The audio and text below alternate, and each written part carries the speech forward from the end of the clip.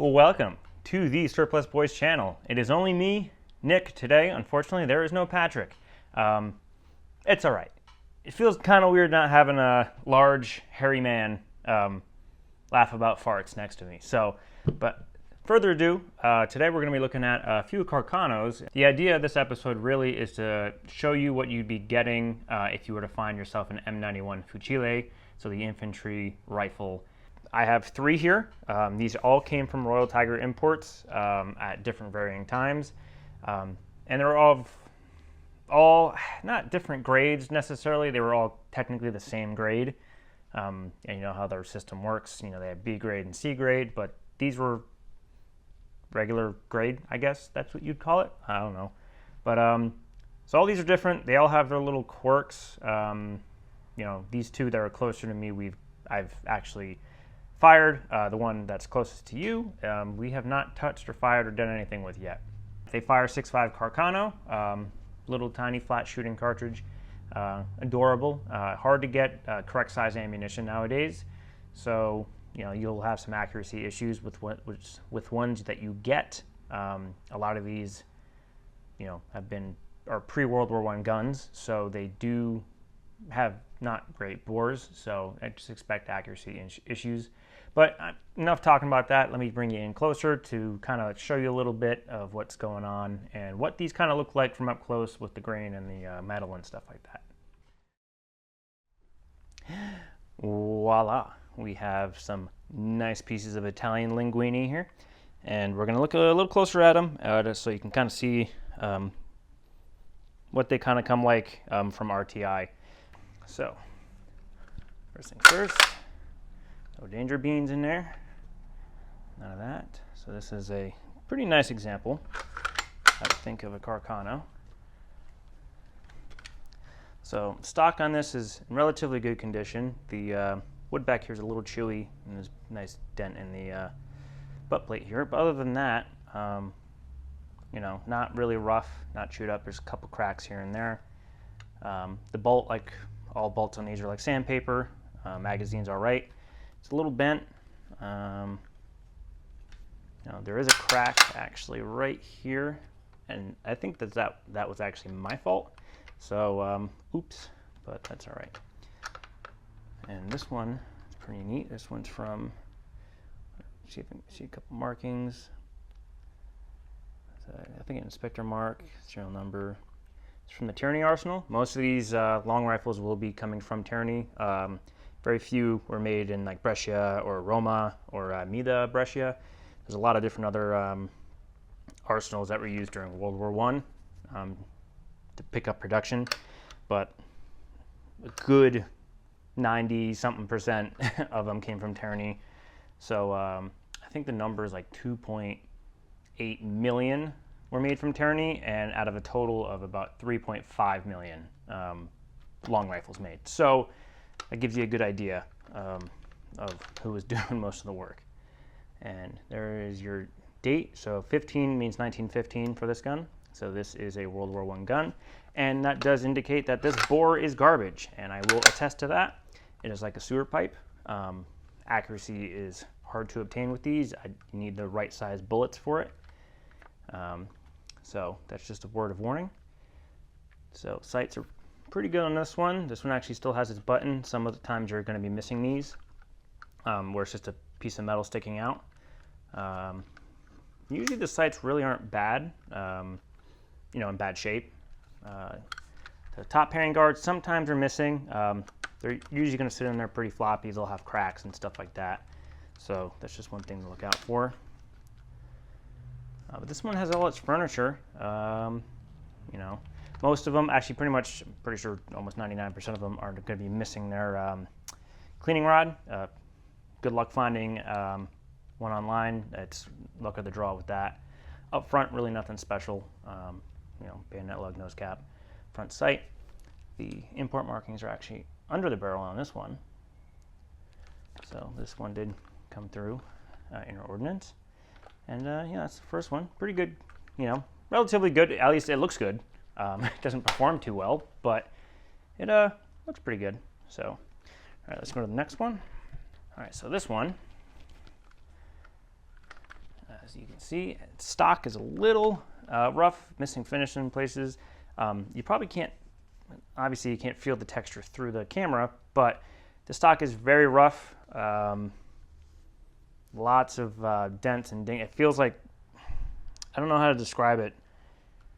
It's like it was like rough cut and just left to be as is. They didn't sand it down. That's what it feels like, but that could have just been from where they stored them. So this one doesn't have any dents in the buttstock. Still has its sling swivels and furniture. Magazine on this one is not dented. Most metal finish you're going to find on these are going to be pretty much in the white at this point, or browned. You know, you're not going to really see too much original bluing on these, so they're it's all right. Sometimes you get ones with pitting and light surface rust. This one had a good bit of surface rust on it. You know, once you get underneath the wood, it gets a little, sometimes it gets a little scary, but you know, still sandpaper. This one actually in particular has a very, very good trigger. It feels like somebody did trigger work to it. So it is very, very clean, very crisp. Most of the time they're kind of dog crap, so like there's a little bit of take up, but you don't feel a wall or anything like that on this one. So that's the one good thing about this. So let's go some of the markings on the chambered air.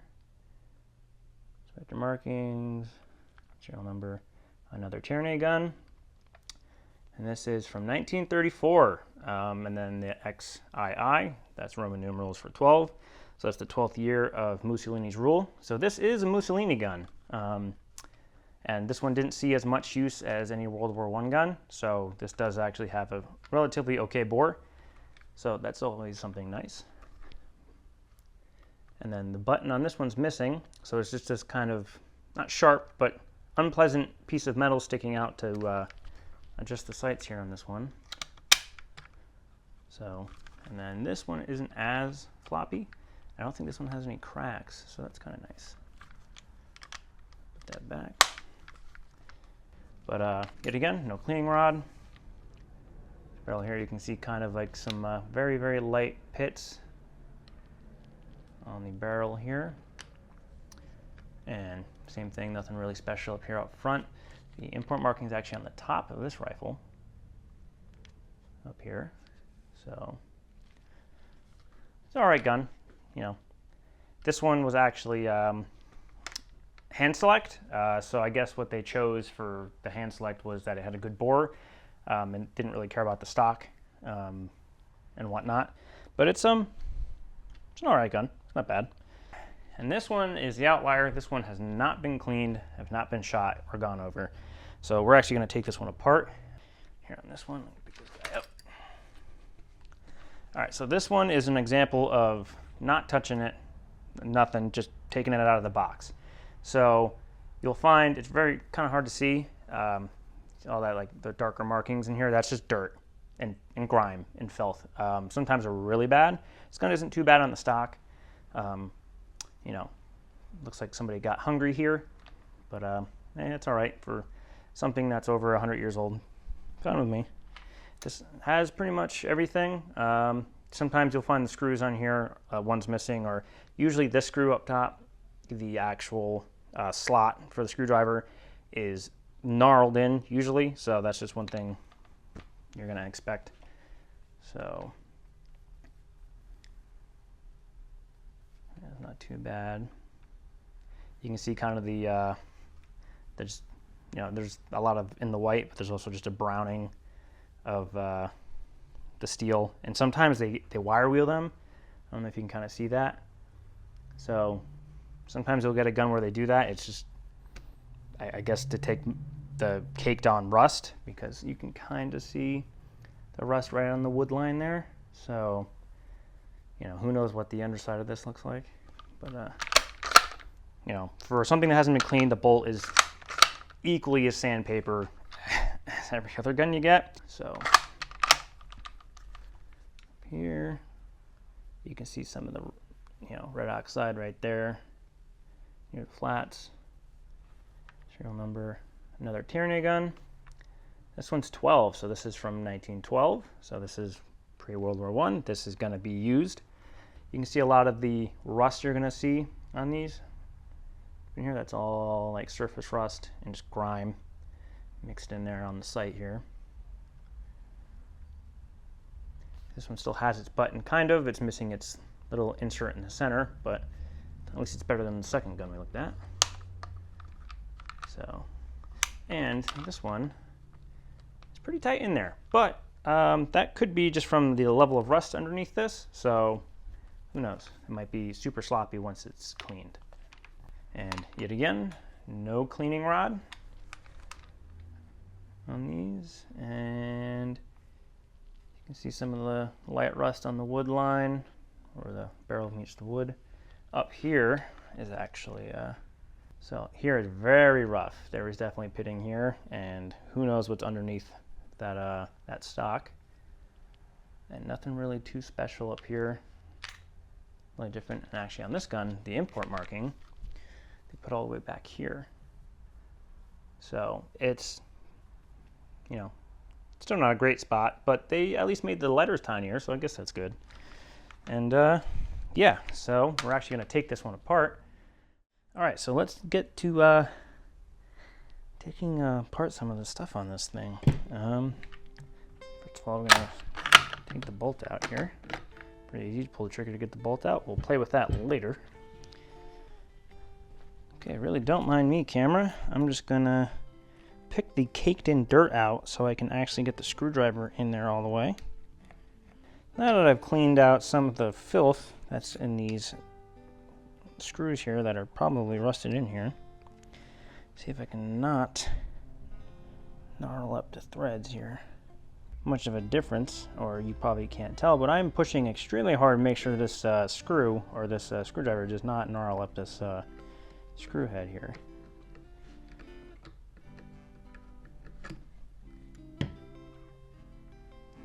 Ooh, nice. So yeah, grimy and rusty. That's good. Try the same for this one. Oh, that one was nowhere near as bad as the back one. Okay, this one's definitely way better condition. At least they're in pretty good condition, it's just that they're covered in crap. So it does make a difference. So let's see if I can, ooh, okay. A little wiggle, there we go. All right, I'm not gonna go too deep into the magazine. The spring that's actually in here is a big fat pain to take apart. I might be able to take actually the whole thing out, but sometimes, see that screw? That screw there sometimes is a little bit finicky, and sometimes the threads are barely holding it on. So no, we'll take it apart, who cares? But there's a nice good example of Ethiopian dirt that's under these things. They're just embedded in places from being stored for decades. I don't see any bugs in there, so that's kind of cool. That's a first for me. Most of the time I get bugs in these. But who knows, they might be in the stock channel, so we'll see. Alright, we'll put this aside. I might get back to that, I might not. I don't care. Alright, anyway. Now this part, so this is going to be a bit tricky because this doesn't want to go all the way down. So I might do this off camera and then I'll come back. And we're back. So yeah, after 15 minutes of hating my life and really not enjoying any of this. So pretty much, yeah, this is a little retainer piece for that that ring there. And you see in this channel here, this channel was completely filled with Ethiopian butt dirt. So that was cool, but I was able to get it out. Took quite a bit. So now I can actually take this stupid handguard off. So this usually comes forward. And at some point you can pop it off, but I'm pretty sure I gotta take the nose cap off because I'm an idiot. But that's okay. Only dumb boy things here. And then this little screw here. Sometimes the screw is completely messed up, so just be careful with this one. Oh, that wasn't that bad. Oh, it actually has threads. Wow. Sometimes these don't have threads. And a little baby boy. That's not too bad. Our nose cap could think about coming off. Oh, okay. Oh, I'm about to knock something over on the table. Oh, there we go. Look at that. Beautiful. Absolutely gorgeous. So inside of there is full of doo-doo. So that is pretty standard, actually, on this rifle. From the factory, they were filled with doo-doo to help preserve them. So now we're going to take that off. And look at the doo-doo underneath. This one is cracked, unfortunately, but whatever. For something that is 112 years old, I think that's pretty good. And that is also covered in doo-doo. All right, now I can take this barrel out. Ooh. So, our barrel action assembly. Let's take that. Oh. All right, that didn't come out too bad. Okay, maybe the there. Oh yeah. There's some bugs in there. There's some dead bugs. That white stuff, that's like dead bug flakes.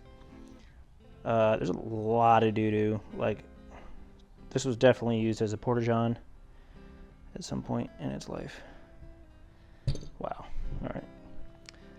Yeah, that's pretty standard. That's for a carcano. Pretty standard. Usually a lot of dirt in places you don't want it. So it's not as bad as I thought it could be. Definitely surfacey, rusty, and filled with grime and wood dirt and all sorts of weird things. Pretty standard. No real pits though, so that's kind of nice. Up here near the site, you're gonna definitely see some hefty sconge. All up in there. There's probably a whole crap ton underneath that site, which will be pleasant. Under the barrel here, which near the action, it's actually not too bad. At least, okay. Well, that's pretty bad actually. Wow, that is beautiful. It's like a beautiful work of art. Some dude just putting this in a warehouse and letting it sit in a very, very wet area for decades. Amazing. So that's that part. Let's look at the bolt, because that's a pretty important integral portion of it. There's a little bit of surface rust on here, but the bolt head, that looks not too bad. The lugs don't look too bad. I'm gonna take this bad boy apart.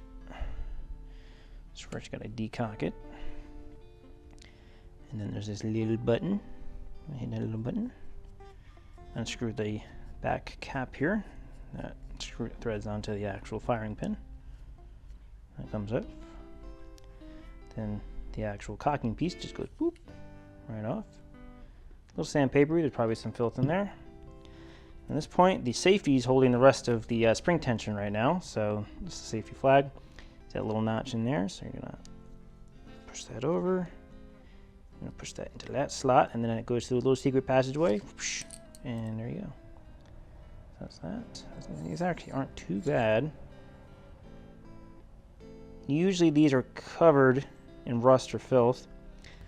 And that's it. That's all I'm going to take apart, because actually, no, screw you. No, I'm going to take apart this. So usually take this piece apart through this disgusting filth. Sweet baby Jeebus. This is... All right, and then we're back. So after fighting that for not much more than a minute, let's get some focus on that bad boy. So yeah, that's covered in doo-doo. So that's why it took me quite a while to get this out. So with that out, usually this whole thing comes out relatively well.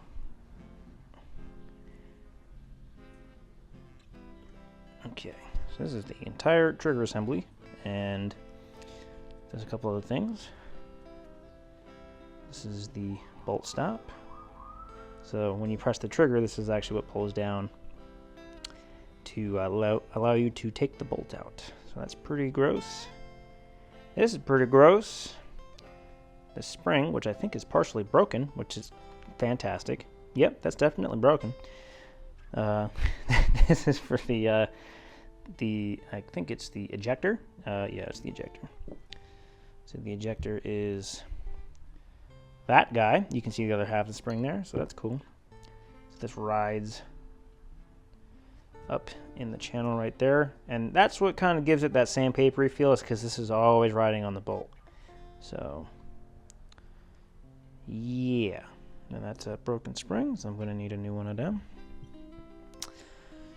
And yeah, and actually on this, it's like it's not your atypical, I guess maybe it is, I don't know, but when you go to pull the trigger actually pushes on the body of the receiver here to then pull. This is the actual sear. So when this pushes up, it pulls the sear down. So that's how that works. And yeah, it's supposed to be 2-stage, but sometimes, like the other gun, sometimes they're not 2-stage. So that's it. There's a bunch of old dirty parts. I'm not putting them back together for you. Yeah, because I have to clean it at some point. So hope you had a blast, because I sure didn't. And do all that stupid algorithm bullcrap. Please like, comment, subscribe. And yeah, y'all have a fantastic linguini day. Bye bye.